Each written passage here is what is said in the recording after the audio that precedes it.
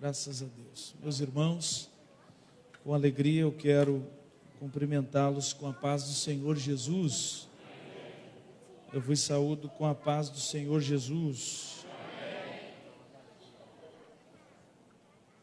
Louvamos a Deus pelo privilégio que em sua bondade Ele nos concede esta noite de retornarmos a Belo Horizonte para, na ocasião desta festa, deste seminário, deste evento missionário, junto com esta igreja, prestarmos ao Senhor o nosso culto racional, o nosso louvor, e para também compartilharmos uma porção de sua bendita palavra. Esta é uma dádiva que Ele nos dá, e por esta razão a nossa alma está cheia de alegria e de gratidão, sabendo que Ele é quem controla todas as coisas, e se aqui estamos é porque assim Ele o quis. Nosso louvor a Deus, a nossa gratidão a esta igreja pela receptividade, pelo carinho com que sempre nos atende quando chegamos aqui. Deus abençoe o pastor presidente desta igreja, pastor Simoni, aqui representado pelos seus companheiros que têm ombreado a causa que luta em prol do crescimento do reino de Deus sobre a face da terra. Pastor Paulo César, pastor Luiz Carlos, Deus abençoe. Também pastor Filemon, na diretoria deste departamento, pastor Paulo Júnior, pastor João Carlos, e o nobre pastor Paulo Leocádio, que já mencionou aqui, é um querido amigo que sempre nos recebe muito bem aqui no estado de Minas, e a minha gratidão. Deus abençoe o senhor, a sua família, a todos que estão nos atendendo aqui desde que chegamos com excelência. Deus abençoe em nome de Jesus. Queridos, eu quero, aproveitando, remindo o tempo, compartilhar com vocês uma mensagem que Deus colocou no meu coração durante alguns momentos de meditação sobre o texto que os irmãos escolheram como tema deste evento. Por isso, eu gostaria de convidá-los à leitura, mais uma vez, do capítulo 28 do Evangelho de Mateus. Nós vamos ler a partir do versículo 18. Eu quero me utilizar destes últimos 3 versículos deste capítulo. Evangelho de Mateus, capítulo 28, nós vamos ler a partir do versículo 18. Deus abençoe o pastor Carlos José também, tem realizado um grande trabalho para Deus. Deus abençoe, prazer revê-los. Capítulo 28 do Evangelho de Mateus, leiamos a partir do versículo 18, já que alguns irmãos ficaram em pés. Eu gostaria que todos, por gentileza, também se colocassem em pé, para que possamos fazer a leitura, que diz assim: chegando-se Jesus, falou-lhes, dizendo: é-me dado todo o poder no céu e na terra.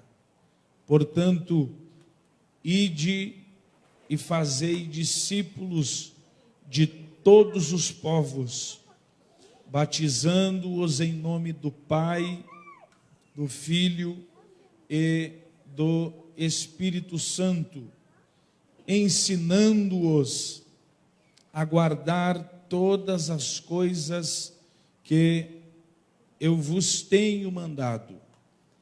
Certamente estou convosco todos os dias, até à consumação dos séculos. Amém? Muito obrigado aos irmãos. Assentai-vos com liberdade para prosseguirem cultuando ao Senhor que está entre nós para nos abençoar. Queridos irmãos, nós estamos diante de um dos mais importantes e significativo dentre os evangelhos que no Novo Testamento estão registrados, a saber, o Evangelho segundo escreveu Mateus. Este evangelho é importante e significativo porque está cheio de características que o tornam único, está cheio de características que o tornam distinto diante dos demais. Embora o seu conteúdo seja extremamente semelhante ao que está registrado no Evangelho de Marcos e também no Evangelho de Lucas, as suas características únicas lhe trazem peculiaridades, lhe trazem alguns termos que merecem a nossa observação. Por exemplo, o propósito que o evangelista Mateus tinha da parte do próprio Deus ao escrever sobre a vida e a obra de Jesus enquanto aqui na face desta terra. Mateus escreve especialmente aos seus conterrâneos judeus. Este evangelho é o evangelho judeu, escrito por um judeu para os seus conterrâneos judeus. E qual era o propósito de Mateus ao escrever sobre a pessoa e a obra de Jesus aos seus conterrâneos judeus? Propósito, logicamente, era evangelístico. Mateus desejava comprovar aos seus que Jesus era de fato o Messias que havia sido prometido desde os tempos dos antigos profetas. Por esta razão é que Mateus vai tomar muitas das profecias que estão no Antigo Testamento para provar, comprovar, mostrar onde elas se concretizaram em Jesus. Mateus deseja que todos os seus irmãos o reconheçam. Mateus deseja que todos os seus conterrâneos o reconheçam como o Messias, o libertador, o restaurador e salvador da humanidade. Agora, o capítulo de número 28, o capítulo no qual encontra-se o texto que lemos nesta noite, é, sem dúvida, o grande capítulo do Evangelho que este evangelista, de maneira inspirada, pôde escrever. Aqui ele vai falar da ressurreição, da aparição do Cristo ressurreto e, por fim, vai revelar as últimas instruções, as últimas palavras do Cristo ressurreto à sua igreja, já estabelecida a partir dos seus escolhidos.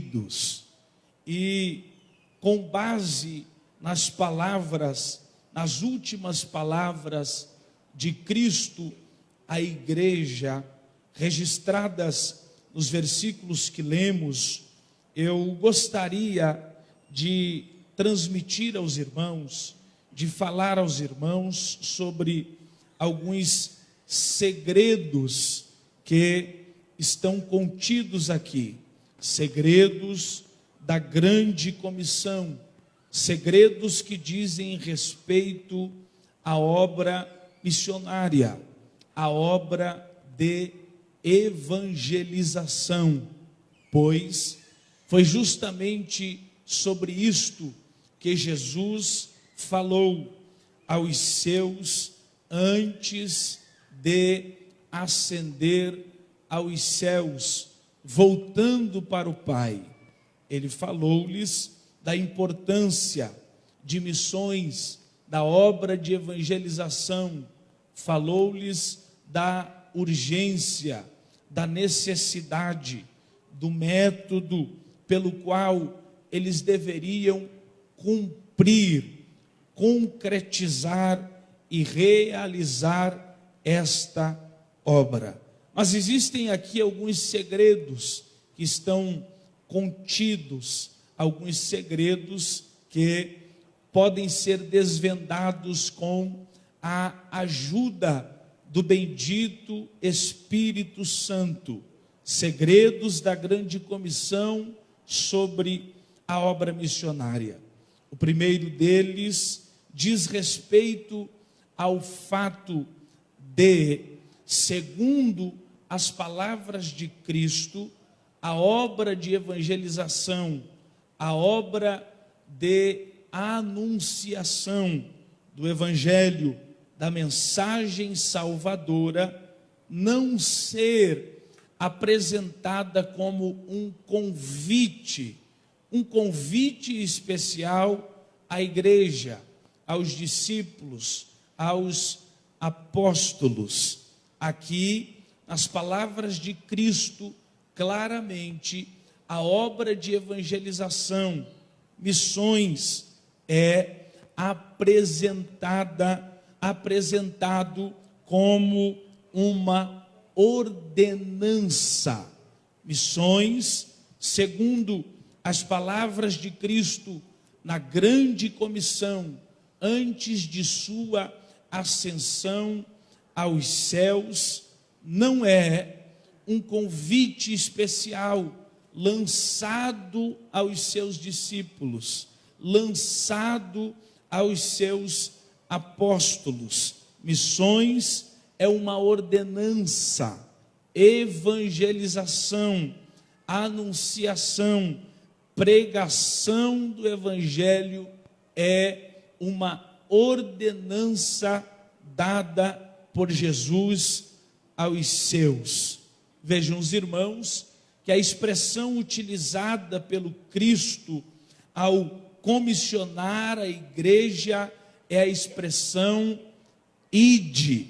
E esta expressão, na língua portuguesa, é uma flexão do verbo ir, que está conjugada na segunda pessoa do plural imperativo afirmativo, ou seja, é uma ordem, é uma ordenança.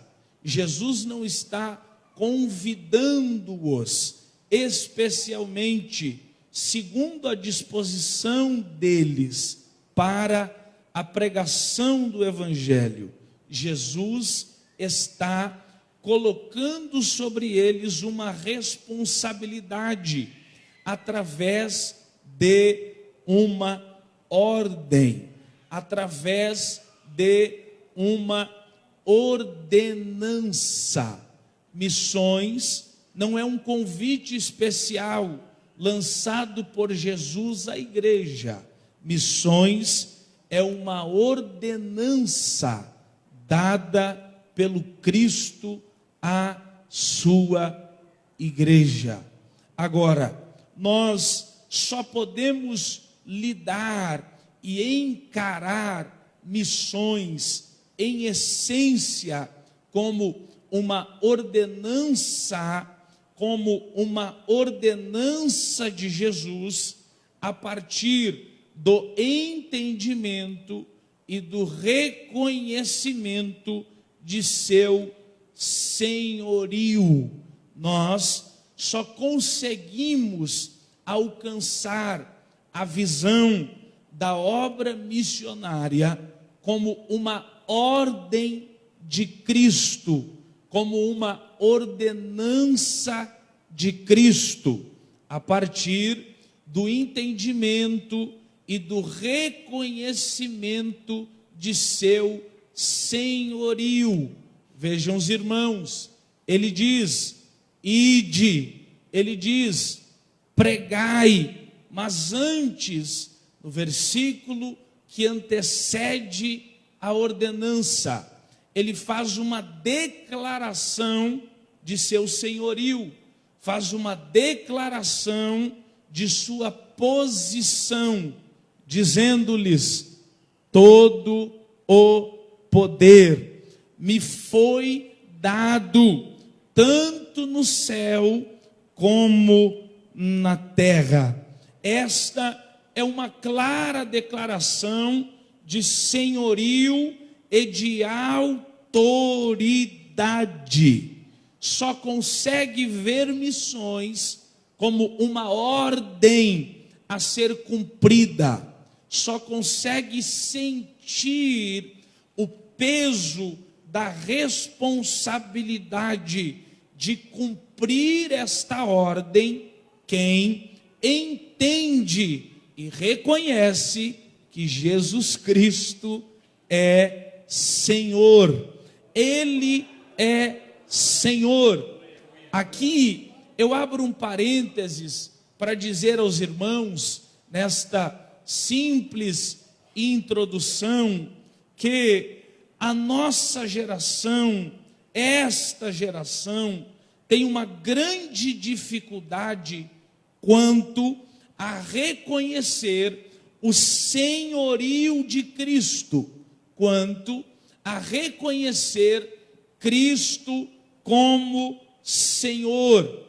Esta geração tem uma grande dificuldade até em se apresentar como uma geração de servos de Cristo.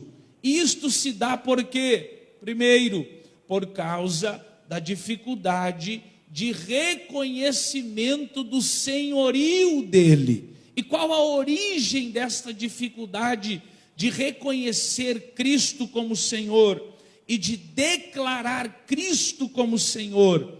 A origem deste problema está naquilo que é pregado hoje. E o que é pregado hoje?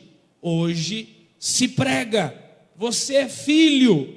Hoje se prega: você é amigo de Deus.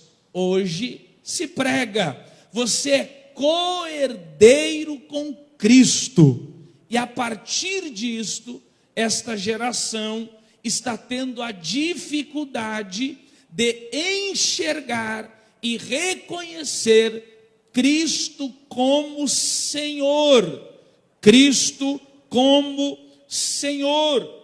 A verdade é que somos filhos, pois Ele nos deu o direito de sermos chamados seus filhos através da maravilhosa graça. A verdade é que somos amigos e co-herdeiros das riquezas de Deus com Cristo.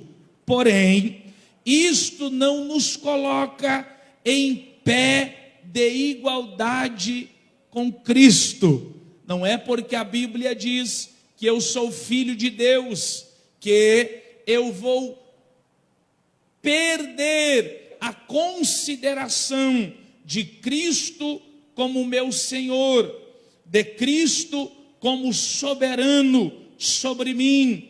Não é porque a Bíblia diz que somos filhos que deixamos de ser servos.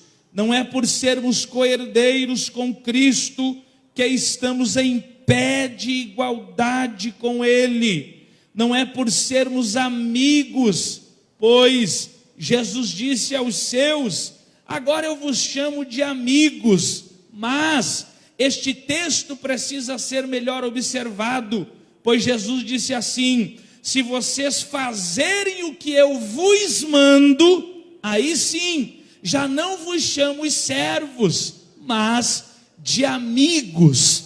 A tradução correta seria servos amigos. Jesus disse: vocês são meus amigos quando fazem aquilo que eu mando. E só faz aquilo que alguém manda quem é servo. Quem é servo. Portanto, não é por sermos chamados de amigos que deixamos de obedecê-lo.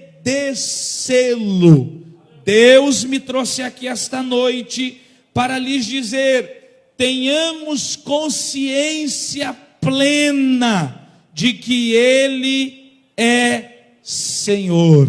Aleluia. Ele é Senhor. Paulo, falando aos Filipenses, no capítulo de número 2, a partir do versículo 9, sobre Cristo, disse: pelo que Deus o exaltou soberanamente e lhe deu um nome que está sobre todo o nome, para que ao nome de Jesus se dobre todo o joelho dos que estão nos céus, porque Ele é Senhor nos céus, dos que estão na terra, porque Ele é Senhor na terra, e dos que estão debaixo da terra, pois até debaixo da terra Ele é Senhor, e toda língua confesse que Jesus Cristo é o Senhor. No livro da Revelação, o Apocalipse, no capítulo de número 1, quando se apresentou a João que estava na ilha de Pátimos, Jesus lhe disse o que está a partir do versículo 17 do capítulo 1 de Apocalipse: João, não temas, porque eu sou o primeiro e o último, o que vive. Estive morto, mas eis aqui, vivo estou para todo sempre. Veja o que Jesus vai dizer agora: e tenho nas mãos as chaves do inferno e da morte. Chave aqui é poder, chave aqui é autoridade. Traduzindo, Jesus está falando a João o seguinte: eu sou João, aquele que vencendo a morte, recebeu do Pai autoridade para ser Senhor da morte. Eu sou aquele que vencendo o inferno, recebeu do Pai autoridade para ser Senhor sobre o inferno. Aleluia. Deus me manda dizer nesta noite com autoridade: Jesus Cristo é o Senhor. Aleluia. Ele é Senhor.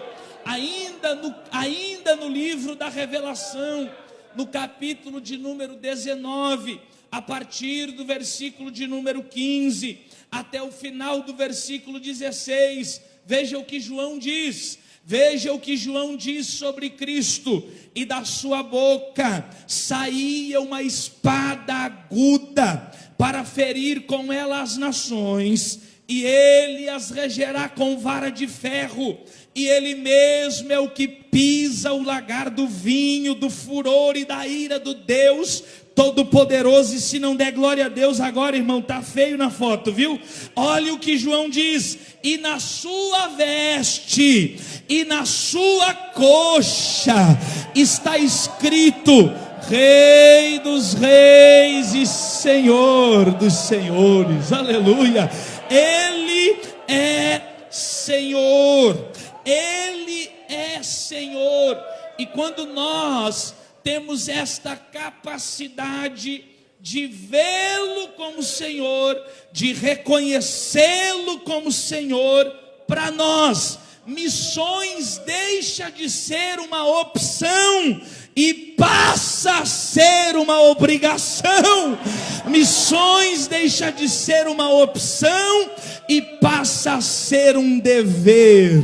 Deus te trouxe aqui nesta noite para te dizer esta palavra: missões não é uma opção, missões é uma obrigação. Oh glória! Diga para quem está do seu lado direito e para quem está do seu lado esquerdo também, de maneira respeitosa, é claro: missões não é uma opção, irmão. Diga: missões é uma obrigação.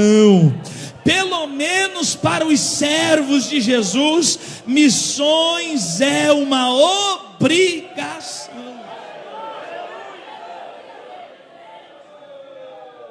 Quem é servo sente o peso da obrigação, né? E sente a agonia.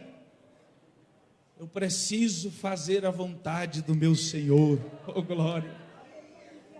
Mas infelizmente a nossa geração está sofrendo deste grave problema, está lidando com missões como se fosse uma opção. E hoje a pessoa vem para a igreja e escolhe se ela quer ser uma pregadora do Evangelho, se ele quer ser um pregador do Evangelho, ou se ele quer ser um outro tipo de crente dentro da igreja, que contribui de alguma outra maneira. É claro, irmão, que você pode contribuir para o crescimento do reino de Deus de muitas formas. Agora, pregar o Evangelho, se você é servo de Jesus, é uma obrigação. É uma obrigação, você tem a obrigação de anunciar e pregar o Evangelho. Missões não é um convite, missões é uma ordem, é uma ordenança. Para quem é servo, isto pesa a responsabilidade, a obrigação de fazer a vontade do seu Senhor. Outra coisa, outro segredo que está revelado aqui, é que missões não é uma ordem dada, não é uma ordem dada a uma pessoa. Missões é uma ordem dada para um grupo.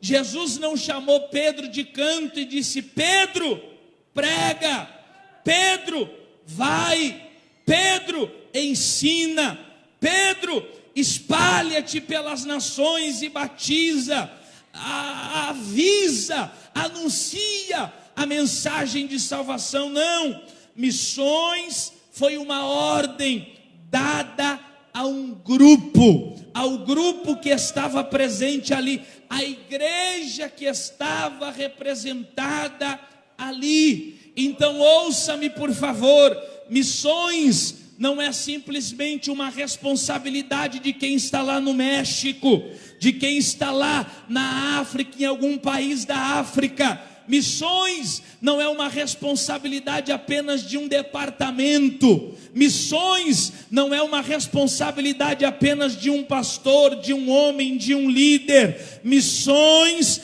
é uma responsabilidade da igreja. É a nossa responsabilidade. Terceiro, e aqui eu acho extraordinário, irmão. Acho extraordinário isso. Terceiro, missões é morrer, mas também é viver.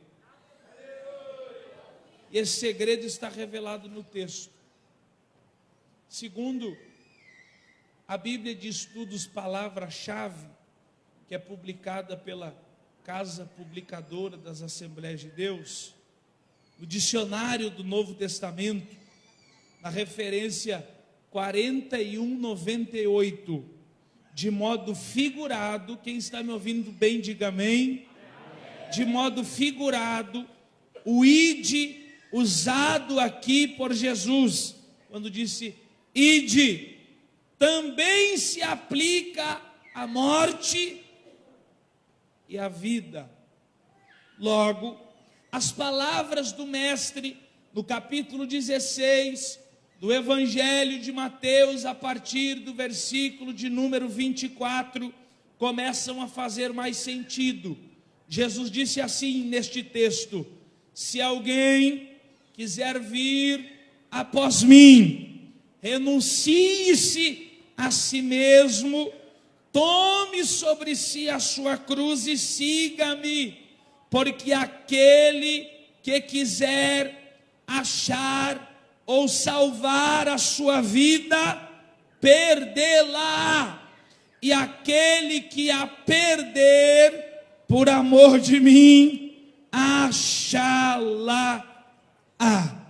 Segundo um comentarista muito famoso chamado William Barclay, em seu comentário sobre o Evangelho de Mateus, a grande questão aqui é viver de modo que realmente valha a pena, não só existir para satisfazer a si mesmo, atrás de realizações pessoais, mas viver por um propósito, estar disposto a abrir mão de qualquer coisa por amor a Cristo, para tempo e fora de tempo, em circunstâncias favoráveis ou desfavoráveis, alvorar a bandeira do Evangelho, para declarar que Jesus é o Salvador. O que Deus está querendo nos ensinar nesta noite é que um crente que não prega o Evangelho não vive, apenas existe. Um crente que não prega o Evangelho não vive, ele apenas existe. Ele está ali como um vegetal. Existe, mas não vive. Está ali como um prego. Existe, mas não tem vida. Só há sentido na vida de um crente quando, independentemente de sua função, de sua profissão, de sua condição, ele se dedica a alvorar a bandeira do Evangelho para anunciar a Jesus Cristo. O que o Espírito Santo quer lhe dizer nesta noite é que, ainda que você não tenha uma chamada específica para sair da sua terra e para ir a um lugar distante anunciar o Evangelho, onde você estiver, pregue. Nas ruas, pregue. Nas praças, pregue. Nas lojas, pregue. Nos metrôs e estações da cidade, pregue, porque é pregando o Evangelho que viver como um cristão verdadeiramente fará sentido. É a voz do Espírito Santo nesta noite, nos chamando à anunciação do Evangelho, à proclamação do Evangelho. Só sabe como é gostoso pregar o Evangelho para alguém que não conhece o Evangelho. Só sabe como é gostoso falar de Cristo a alguém que não tem Cristo. Quem já fez isso? Depois que você faz uma vez, irmão, você pega gosto.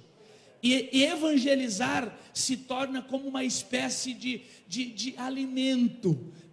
Uma vez que você prova a comida da evangelização, você sente falta desta comida e você quer comê-la sempre. Você quer se alimentar com ela sempre. Você quer evangelizar sempre. Lembram quando Jesus, lá em Sicar, depois de fazer uma obra extraordinária de salvação, que abalou Samaria, recebeu dos seus discípulos comida para comer? Eles disseram: Jesus, está aí a comida que fomos comprar. Ele disse: disse: não quero, porque a comida que eu tenho para comer vocês não conhecem. Como assim? Alguém já lhe trouxe o que comer? Ele disse: não, a minha comida é fazer a vontade do meu Pai. Eu já estou alimentado, uma vida já foi alcançada, Samaria foi abalada, estou alimentado. Viva pregando o Evangelho, e a sua vida de cristão fará sentido. Adiante, missões, segundo o texto, é discipular. E aqui eu vou falar uma rápida verdade, irmão. O termo utilizado por Cristo aqui denota treinamento de alguém, treinar alguém, instruir alguém para uma finalidade, para um propósito específico. E diante disso, os irmãos vão de ouvir comigo que vivemos dias estranhos. Estranhos por quê? Estranhos porque pregadores do Evangelho, o que inclui evangelistas, líderes, pastores e crentes, estão pregando para juntar seguidores. Apenas isso. Estamos pregando para encher nossos templos. Estamos pregando para encher nossas catedrais. Estamos pregando para encher os cultos especiais com os quais ocupamos nossas semanas inteiras. Culto de vitória, culto da porta aberta, culto da chave da bênção, culto disto, culto daquilo. Vivemos dias estranhos, sendo que o grande propósito de Deus em missões para nós é discipular. É que um crente que prega o Evangelho ganhe outro que se torne um crente, mas que também se torne um pregador do Evangelho. De nada adianta você ser um crente que prega o Evangelho, que ganha outros, que se tornam multidão na sua volta, que andam onde você anda, que vão onde você vão. Este não é o propósito de missões. O propósito de missões é que a sua mensagem produza mais missionários, é que a sua mensagem produza mais pregadores, é que você produza frutos dignos. Vou usar o exemplo de Jesus em Samaria de novo. Vejam o que Jesus faz. Está estratégico. Jesus podia ter entrado em Sicar, na região de Samaria, simplesmente ter entrado e ter abalado a cidade, fazendo milagres, curando cegos, coxos, enfim. Sim ou não? Podia. Ele podia ter feito, só que ele faz diferente. Ele chega em Sicar e para no poço da cidade para descansar, e ali ele encontra uma mulher abalada, destruída, e enquanto ele conversa com esta mulher, uma obra de restauração e de salvação é efetuada, uma obra tão poderosa, que esta mulher é quem vai entrar na cidade. Esta mulher é quem vai entrar. Jesus não precisou entrar. Jesus encontrou a mulher, preparou a mulher e enviou a mulher para dentro da cidade. Dentro da cidade, ela trouxe todos a Cristo.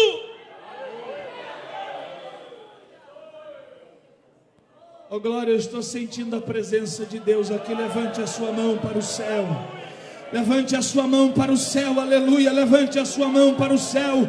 E com a sua mão levantada, feche os teus olhos e faça uma oração de comprometimento com o Senhor.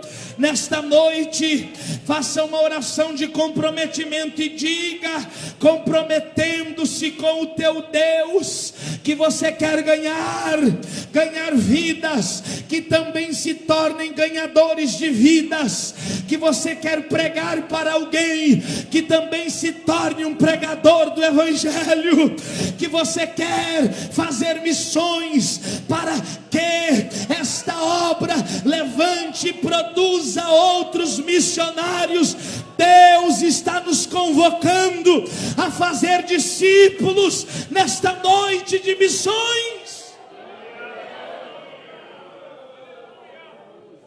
E por fim,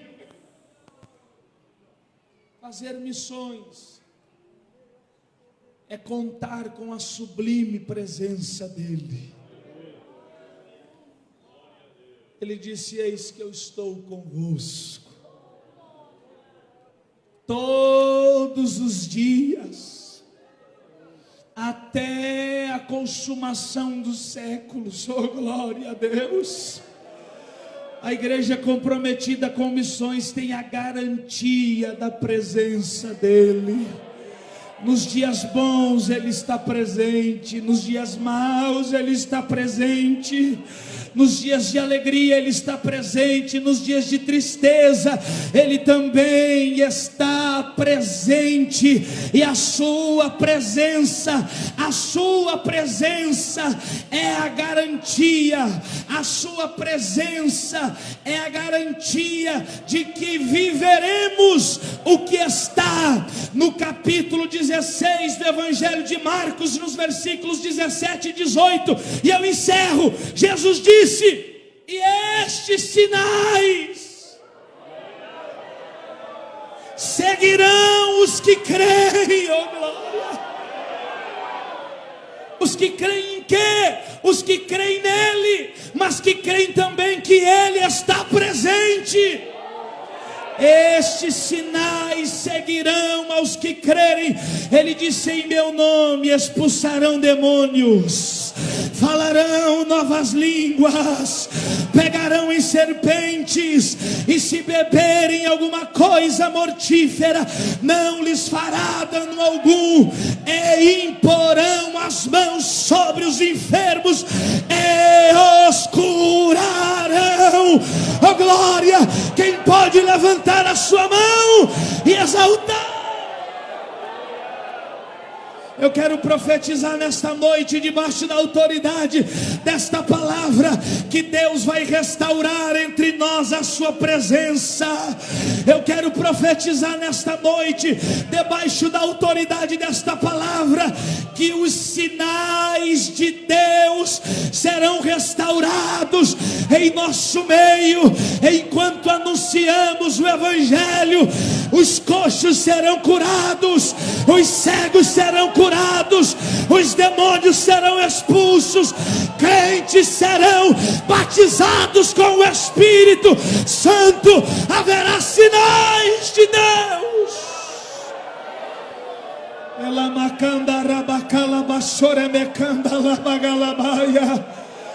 É uma noite de sinais de Deus. Você crê nisto? Oh, glória! Pegue na mão de quem está ao seu lado esquerdo, pegue na mão de quem está ao seu lado direito. Oh, glória! Oh, glória! Oh, glória! Se tem missões, tem presença de Jesus. Se tem presença de Jesus, tem sinais. Se tem presença de Jesus, tem sinais. Se tem presença de Jesus, tem sinais. Oh, glória! De mãos dadas com teu irmão, levante as suas mãos. Levante as suas mãos aos céus. Levante as suas mãos aos céus. E em nome de Jesus, comece a receber sinais de Deus agora.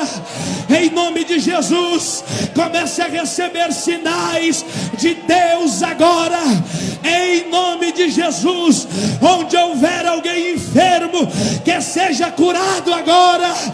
Em nome de Jesus, onde houver alguém aprisionado, que seja liberto agora. Em nome de de Jesus, que aqueles que ainda não estão cheios do Espírito, sejam cheios do Espírito.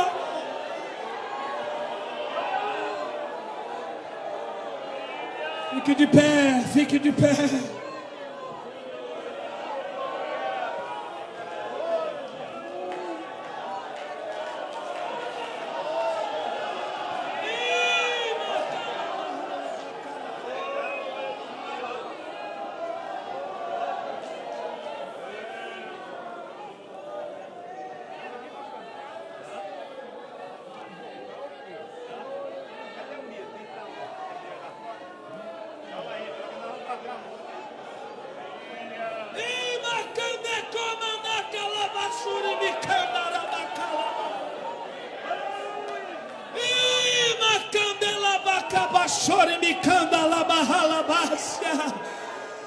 Deus está levantando uma geração para fazer missões neste tempo, e haverá sinais de Deus nessa cidade, aleluia. Haverá sinais de Deus nessa cidade, haverá sinais de Deus nessa cidade. Crentes cheios do Espírito vão fazer a diferença dentro do metrô, vão fazer a diferença dentro das lojas. Deus está levantando uma geração para fazer missões com poder, com poder, com poder, com poder.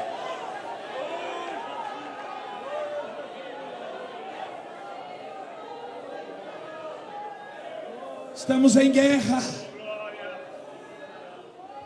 e os sinais de Deus através de nós vão estremecer os demônios, o inferno. Oh, glória a Deus.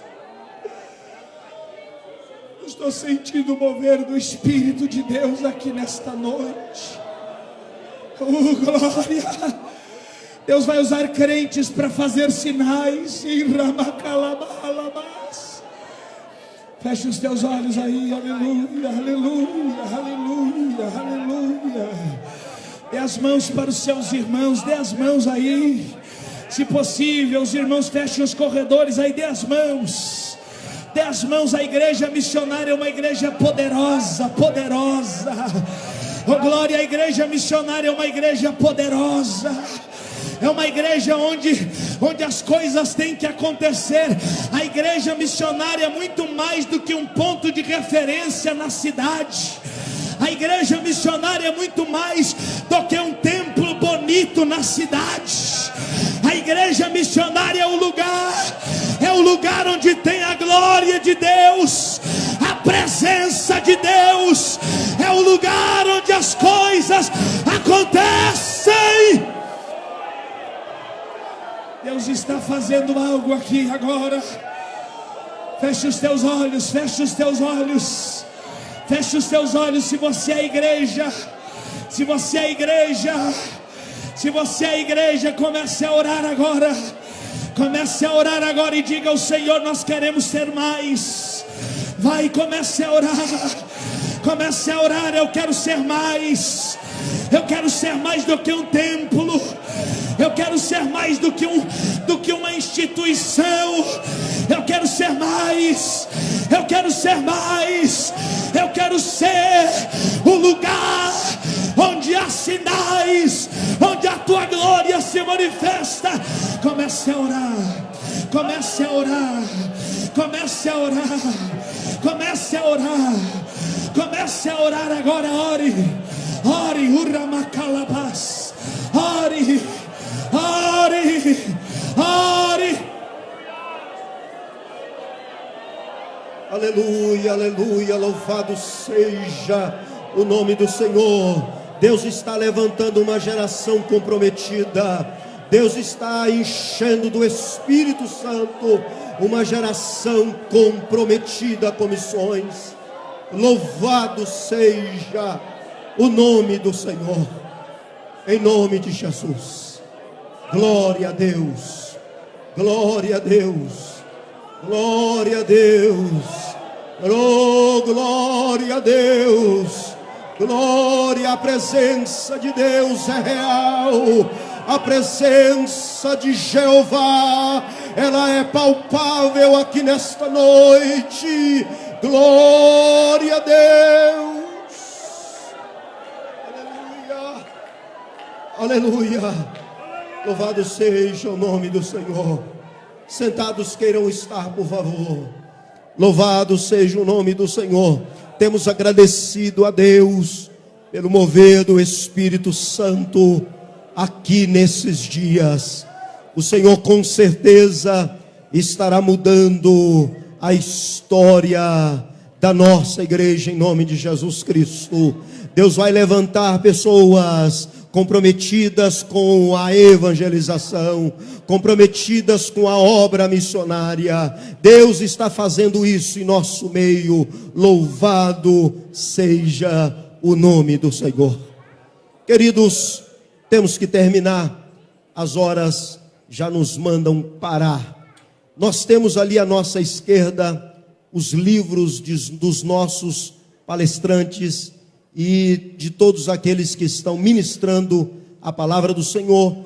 Se os irmãos se interessarem, visite ali à nossa esquerda. Estamos ali apresentando estes livros desses preletores. Temos também, irmãos, as camisas, as canecas que nós vendemos para cobrir as despesas deste congresso. Se os irmãos se interessarem, por favor, faça-nos uma visita em nome de Jesus. Amanhã, às 14 horas, vamos iniciar aqui a primeira plenária com o nosso pastor Gunaberg, depois o pastor Nilson Gomes. Após a ministração destes dois homens de Deus, nós teremos um intervalo. E logo após a noite, Elias Torralbo estará ministrando a palavra do Senhor. Estará conosco também a cantora Carol Barros. Estará conosco também Catarina Santos. Não pôde estar conosco porque a sua pressão foi lá em cima. Ela está no hotel passando um pouco de mal. Mas permitindo Deus, ela estará aqui amanhã lançando o seu CD. Será glória. Deus estará nos abençoando em nome de Jesus Cristo. De pé queiram estar, por favor. E eu peço aqui ao pastor Carlos José que faça esta oração. Aleluia, glorificamos ao Senhor pela boa palavra, os hinos que foram ouvidos. Vamos para casa cheios do poder de Deus. Só lembre de uma coisa, irmãos: quem te chamou e quem te ordenou é o mesmo que disse aquele que transformou o seu pranto um dia em riso. É aquele que transformou o seu choro totalmente em risos. Aquele que transformou a sua morte em vida. É aquele que transformou a sua cegueira em visão. Esse que te chamou para ganhar almas para o Jesus. Estenda as tuas mãos. Senhor nosso Deus, Pai querido, somos gratos ao Senhor por esses dias abençoados, Senhor, que temos tido aqui na tua casa. Ó Pai querido, aprendendo um pouco mais de missões, pela palavra que foi ministrada nesta noite. Ó Pai querido, também pelos hinos que foram louvados a Ti. Pai querido, nos despeça em paz. Ó Pai querido, leve-nos em paz aos nossos lares, nos dando, Senhor, uma noite abençoada. E que amanhã possamos estar aqui, ó Pai querido, para aprendermos ainda mais. Louvamos ao Senhor e Te agradecemos em nome de Jesus. Amém. No seu lar, irmãos, antes de adormecer, orando, ore por Catarina Santos. Ela não está bem. Eu vou ali no hotel, depois que terminar aqui, estaremos ministrando ali sobre ela. E nós queremos que o Senhor vai restaurar a saúde dela. Nosso primeiro vice-presidente, dando a bênção apostólica.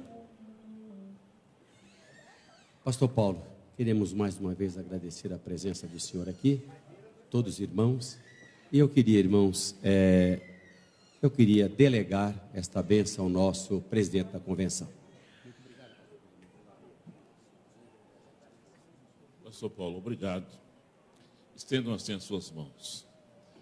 Que o amor de Deus, a comunhão com o Espírito Santo e a paz de nosso Senhor e Salvador Jesus Cristo seja sobre a sua vida, seja sobre a sua família, seja sobre os seus pensamentos, seja sobre os seus projetos, seja sobre os seus sentimentos, seja sobre tudo aquilo que te envolve, não só hoje, mas para sempre. Os que recebem, digam amém.